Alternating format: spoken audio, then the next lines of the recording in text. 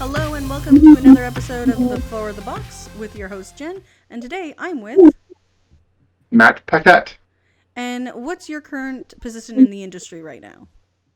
I am a graphic designer. I have a small kind of boutique studio that I head up, and I just a couple other people. Um, and I've been working on games full time for about a couple of years now. So we'll get right down to the questions. So, what's your first experience with board games? Working with or just playing? Both. Okay. I guess, well, growing up, we played board games at home. I remember having one of the popular ones we had around the house was Payday. And we weren't a Monopoly house, we were a Payday house. And then as I got a little older, I got into Dungeons and Dragons. And one of the things I got introduced after a couple of years of playing D&D, I was maybe 12. A friend of mine had a copy of Talisman, and we played that for a long time. And I got my own copy, and I ended up getting a bunch of the expansions for it and everything too. And I don't know what ever happened to it either. I'm a little upset about that. But and then yeah, so that's kind of my first experience with like old classic board games, and then Talisman, which is kind of like the new sort of newish kind of the closest to the new type of board games that was my first experience with. So, did you have a different career before you started your board game career? Yeah, I was working at a museum here in Ottawa, and as an exhibit and graphic designer. Was there for about 7 years, and before that, I was working in high tech, also as a graphic designer as well for Alcatel-Lucent. That was for about 4 or 5 years. So pretty much always a graphic designer, but for the last 20, 25 years, but only the last two or three have been full time in games. So, what's the most exciting part of your job in the industry for you? The most exciting part, I guess, would be to see it all come together at the end. Once you get all of the finished product done, and it's that sending that email off to your publisher so they can send the final files off to their printer is probably the most satisfying moment. Well, second most. The most satisfying moment is actually getting your designer copy in the mail, and opening it and feeling that cardboard between your fingers or whatever it is. And but I think another part that really kind of excites me is working with once the game is designed and the prototype has been fleshed out and kind of tested and blind tested and play tested and all that stuff.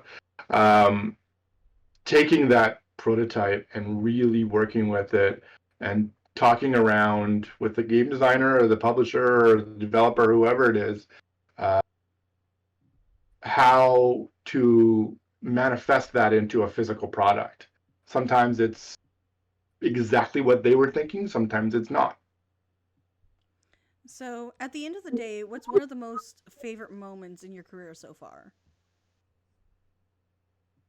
Game wise, that's a good question. Uh, I think one of my favorite moments was just the moment that I was able to make the decision to do this full time, because the ball started rolling favorably my way and work started to pick up, and I started to kind of get a little bit of traction in the industry and get to know people and really kind of understand exactly understand that this is where I want to be, and this is kind of the industry I want to be in, and I get to not everybody gets to say that they're in the industry they want to be in and are enjoying their work to the point where it's not work. So, for a newcomer to the industry, What would be your advice for them to breaking in? That's a good question.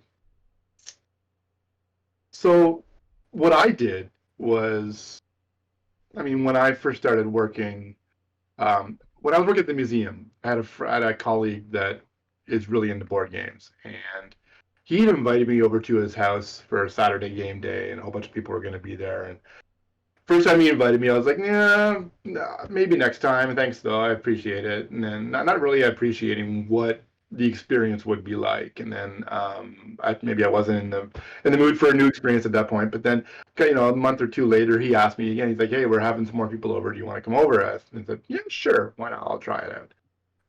10 hours later, I got home after getting there, and my mind was just jam packed full of information, and I was just completely spent. So, but I had a great time. And then immediately right after, I started, collecting games, and I started making my own player aids and things, and sending them to my friends and saying, hey, I printed these up for you. I made my own copy of Cards Against Humanity, and things like that. So once that kind of started to really go up, and started doing that a lot more for myself, I thought, well, maybe I can do this for publishers, or actually get paid for it. So I did a cold email campaign to 100 different publishers, and when I was at a conference in Denver for typography, on the plane there, I got an email from somebody at AEG saying, hey, we have this new game coming out. It's called Grove Tenders, which is now Mystic Vale. We're looking for some a little bit of artwork, a little bit of graphic design for it. Would you be interested? So that was my very, very, very first project. And I got a couple of bites, but not too many bites from that email campaign I sent out. So that's kind of how I started in industry. And then once I started doing a little bit more and more, and AEG was fantastic. And they still are really great, people, and great to work with. So once they started throwing more stuff my way, and I guess I got to have more things in my portfolio that I could show other publishers that I was working with, and that I wanted to work with. So that led to a few more things, and then it kind of snowballed. But what would I suggest for newcomers? I mean, it's the game industry. I did a talk at Gamma Expo this last year, and one of the things I talk about is, like any industry, the gaming industry for graphic design has a learning curve to it. And, the things you have to keep in mind when you're working on a game, or graphics for a game, or layouts, or whatever, you don't, automatically know off the bat. I did have a decent amount of experience going into it, from being a gamer. That's another thing I would recommend. If be a gamer if you're going to try and get into this industry, which is probably not a far stretch for a lot of these people, because they're already playing games, so they want to get into the industry, and that's kind of how I did it. But I had designed a couple of games when I was working at the museum for educational games, so I got to do that from soup to nuts, and was able to design the actual mechanics as well, or have a hand in designing the mechanics, but then did the graphic design from stem to stern, and that helped a lot too, because I got to realize what was important, what might be make a user-friendly component versus a non-user-friendly component, understanding things like hierarchical information design. What's the first thing you want to be able to see when you look at a component, the second, third, and fourth, stuff like that. So if you're going to get in the industry, and if you want to get into the industry, pay attention to that stuff. Maybe work, maybe find some publishers, or find somebody that is join some of the forums on Facebook, and the groups on Facebook, and talk to people over there, and they can give you some good advice too. But without any experience in the game industry, you're going to have a hard time finding somebody who's going to take a chance on you. So maybe find somebody who's going to go to like a first-time publisher going to Kickstarter and offer to help them out. Maybe. So, at the end of the day, what's one of your? No, I asked that one already. From your experience, what's the hardest part of your job? Part of my job, sometimes it's kind of it floats back and forth between a couple of things. One of them is staying motivated is tough. As a graphic designer, I'm no stranger to having to, turn on and turn off my creativity, or at least try to. You only have certain set periods of time you can work in, and sometimes it's hard to just sit down and go, okay, I'm going to be creative now. Sometimes it works, sometimes it doesn't. So that's tough. But yeah, just finding the time as well is a really hard thing. And time management, especially when you're a freelancer, time management is really difficult. It's not like games, especially too.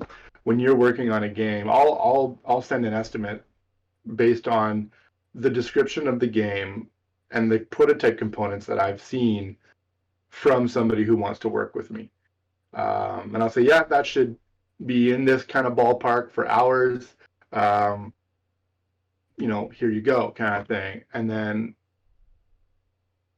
the game will have gone through maybe some sweeping changes that have completely done away with mechanics or introduced some whole new component to it. And because of all of those, it's such a uncertain landscape sometimes for when you're working on a game, that can really mess with your timeline. Mm-hmm. And the amount of effort you have to put into it.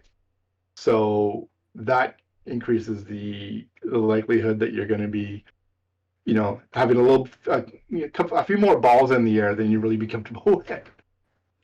So, when you're going through a process for a game that you're working on, could you give us an idea of how that would work, like workflow wise? Sure. So let's take it from not even from quoting or estimating the game. A lot of the time what will happen is I'll get an email or I'll get a client that will say, hey, we have a new game coming up. We'd love to work with you on it. And I'll say, great, send me over the prototype files that you have. And what that does is it gives me a good idea to take a look at these. Sure, they're going to be in PowerPoint or very, very rudimentary looking design. Sometimes they're more than that, but most of the time they're just black and white with some, icons that they found on the Noun project or some kind of free icon site.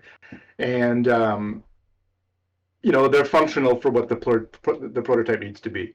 But this gives me a great idea as to how complex and how much information each one of these components is going to be.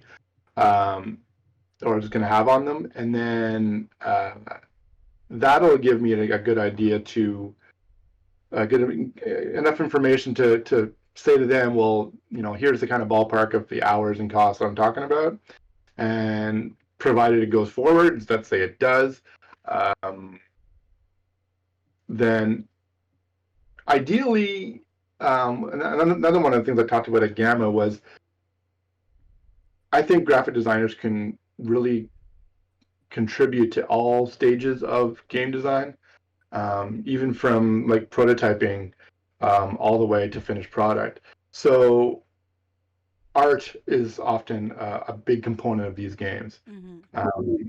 Now, the dream scenario from a graphic design standpoint is if you can work with the publisher to identify some basic frameworks for all the different components and say, okay, well, this is the kind of shape and size of graph or aspect ratio of art that we need for these cards. And then develop the brief and send that to the artist that you want to work with so that they're designing, so that you're not having to design around their art, mm-hmm. but because at the end of the day, art's awesome to have. It's very thematic. It really sets you in the theme of the game. But to play the game, the mechanics need to be front and out in the forefront. So to have to compromise that a little bit to work around art that's already been done. I'd like to say that if we can do it the other way, even better, and have the art tailored to some the frameworks don't have to be finished or anything, but get the artist started on that with these kind of rudimentary styles or frames in mind, and then once all that kind of comes together, there's going to be tweaks by the game designer, by the developer, or whatever it is, and then get the first draft of the finished first draft of these components out, that will have pretty close to final artwork and final graphic design. There is going to be some text modifications or change minor tweaks to frameworks and things like that. But so then after that those components get done, then you can do a lot of the rule book is often one of the last things that we do. Mm-hmm. If it's a Kickstarter, a lot of people will want to get the rule book out with the campaign, but it'd be like a very early version of the rule book. Mm-hmm. So because a lot of the time what they'll do is they'll ask the backers, they'll put it up on Dropbox and they'll say, hey, comment on this, take a look at it, and then they basically ask for crowdsourcing all the comments, all the feedback for the rule book, which is great because a lot of the times these are the people that, this is who you're playing to, this is who you're selling to, and they need to be able to understand how the game plays, obviously, and if we can get those kind of hiccups ironed out to begin with and have them participate in that, all the better. So rule books are usually one of the last things, and then almost the very last thing is usually a box and then laying out the punch boards and stuff like that. So is there any particular project that you work on that you would have done something differently on at this point? Every day. Yeah. Any particular project?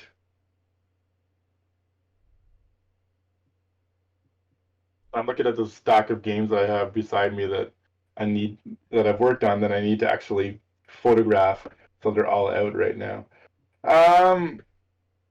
One game that I did work on it was a bit of a learning curve for me that I'd never done it before was a game called Custom Heroes with AEG. It's one of John Clare's card crafting games. Yeah, I love that game. Yeah, so it's like you start off with transparent cards and then have to add ink to them. But you can't just do the regular CMYK ink on top of it because you're not printing on white paper, so you need to lay white down on top of that or be under it. I didn't really understand how to do that. It took me, so I muddled my way through it, got it done, we got it printed, and then they needed to be changed I can't remember what the reason was. So I go back to change that, and I'm like, oh, darn, I can't remember how to do this. So what would I do differently? And what did I do the second time around? I made instructions for myself on how to do it. Because it's not something you do every day. No, especially the see-through cards themselves are so unique too, and the sizing. It must have been such an interesting process to go through, because I haven't seen a lot of games that do that. I think Custom Heroes was one, and I think I'm not sure. Yeah. Can you take us through a normal day in your life right now? Sure. These days, I've gotten a lot busier over the last couple of years, which is great. So I'm working with a couple of different people now on my end. So I'm spending a lot more time doing administrative things than I used to. Using collaborative tools a lot more. So my day basically starts off with getting up. These days, walking down to my machine as opposed to going to the office, and then, bringing up my project management tool, taking a look at what's on the day's docket, what things are on fire, if there are any, and what needs to be addressed, checking my email to make sure nothing's happened over the night. That's another thing, working in different time zones with people. I'll go to bed usually pretty late, like 1 a.m. sometimes, or even later. But, you know, a lot of the people I work with are on West Coast. So they're 3 hours before me. So, you know, requests can come in, or I work with people in Australia. Requests can come in at all hours of the day. So you got to check your email in the morning, address any fires that need to be put out, and then kind of just prioritize what needs to get done for the day. And I'm working on, as a graphic designer. I'm doing the graphic design on a lot of stuff on games, a lot less than I was before. A little less than I'd like, to be honest. So I mean, I'm still in the process of navigating the waters to try and figure out where I want to be role wise and business wise and things like that. But yeah, I usually work till about 5 or 6, have dinner, spend some time with the family, and then back at it later on at night till the wee hours in the morning sometimes, and then lather, rinse, repeat again the next day. So do you find it's due to the fact that the world is currently in flux? Do you find it easier that you're working from home versus working from an office, or no? No, no. I was at home for a couple of years. Um, I mean, the good thing about being a freelancer is when I wasn't working for an employer, uh, I was working for myself from home. And I've been, married for 15 years now, and my wife predominantly works from home as well in her business. So, it's nice to get out and to go into an office and to have, I mean, I'm a social person for the most part, so to actually have other people to um, interact with. Sure, I do video conferences as well, but because none of my clients are in Ottawa. So, but from a home office standpoint, it's fine, and it's working well. Uh, but I prefer to go into the office. So right now, do you do a lot of playtesting with the companies you do work with, or do you just do exclusively the design side of things? So that's another thing. If you're getting into it, let's go back to one of your earlier Mm. questions. Getting into it, um, if you ever get to work on a game with somebody, 100% of the time, you absolutely must, without a doubt, play the game in whatever shape it's in right now, prototype, whatever. Because that'll give you an understanding of how the components get used. You can look at a card on your screen all you want, but unless you have it in your hand and realizing that, oh, I only have one of the cards in my hand versus I have a deck of 12 cards in my hand that I need to fan out, you're going to realize what parts of that component are visible at whatever time and how that information is going to be used. So if you haven't played the game, you're going to be missing that information. So yeah, I that's something I did learn along the way. My first game or two, I didn't play the games. Uh, to them, became very apparent to me that this is something that's very important. What was the question again? The question was, when you're developing or designing for a game, do you play test the game? Right. Yeah. So yes, I do. Now I do, for sure. It's very important too. If you're going to be doing graphic design for a game, definitely. For Merchants of the Dark Road that I was working with Elf Creek Games that just finished on Kickstarter, uh, Brent sent me a prototype, and I brought it to my D&D game on Wednesday night, and because I was working with an illustrator on my team that's in Colorado, I wanted him to get a good idea of how the game was played too. So I brought my webcam and I brought my tripod, and I filmed my friends and I playing through this game, so that I could share it with Joey in Colorado.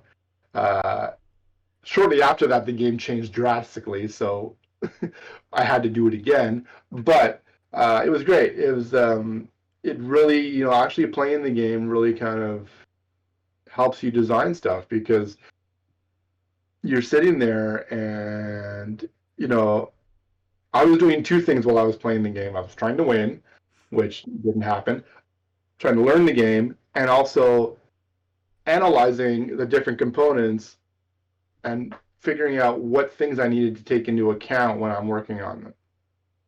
So that's probably why I didn't win. That's how straight ends up now. So, as a designer for doing these kind of layouts and that, is there any particular programs that you use to help you do this? Yeah, I mean, I use the Adobe Creative Suite as a professional graphic designer, um, working with um, working with printers. Like if you're working with like Kinko's or Staples and you get your stuff printed there, um, there are a lot of tools you can do stuff in and get them the files and pump out a product that will be fine. Mm-hmm.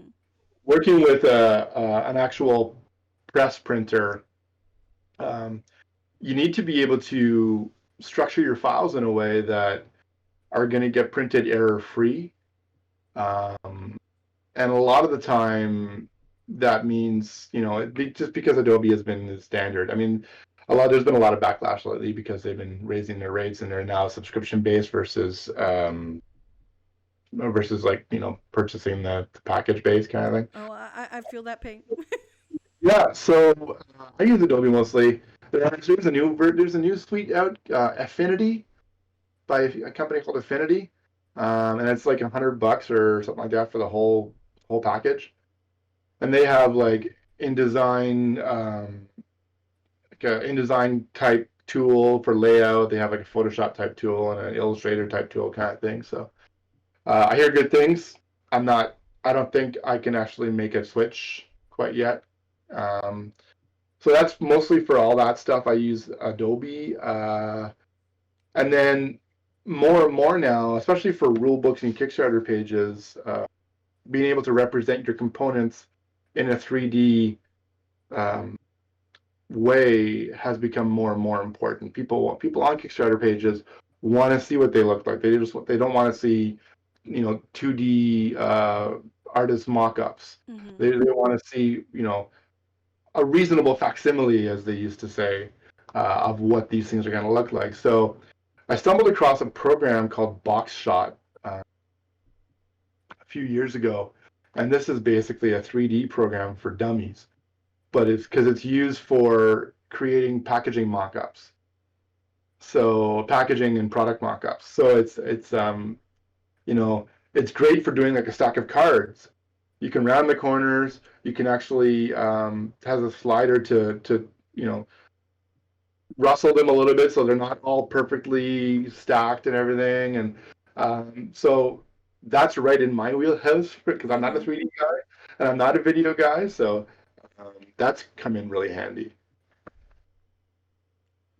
So, are there any projects that you could talk about right now that are just finishing or coming out soon that you'd like to talk about? Yeah. So Merchants of the Dark Road just finished on Kickstarter a week or so ago, and that's going to be fantastic. It's game designer Brian Suri. I think that's how you pronounce his name. Suhre. And published through Elf Creek Games, and it's going to be really, and beautiful art by Andrew Bosley. So it's a table hog, this game, but it's beautiful. Um, it's got some, like, I mean, Elf Creek just put out Atlantis Rising last year, and the production quality of their games that they're choosing to publish. They don't do a lot of games, but the ones they do publish are fantastic. So I'm really excited for that one to come out. That should be early 2021. A game that just finished yesterday on Kickstarter that I was working on was called Overlord, a boss monster adventure by Brotherwise Games. I want that so badly. I'm a huge Boss Monster fan, Are and I think you? I just missed the Kickstarter because I funding and so on. So I will patiently wait for it. They're gonna have late pledges, so And that's cool. So that's going to be really, and it did really well, and I'm super excited about that one too. I bought Boss Monster back in the day as well. Um, and then we're just finishing up Wonderland's War, and then that should be coming out probably early next year as well. So those are three big ones that are just kind of. What else? Oh, I got this is going to be available.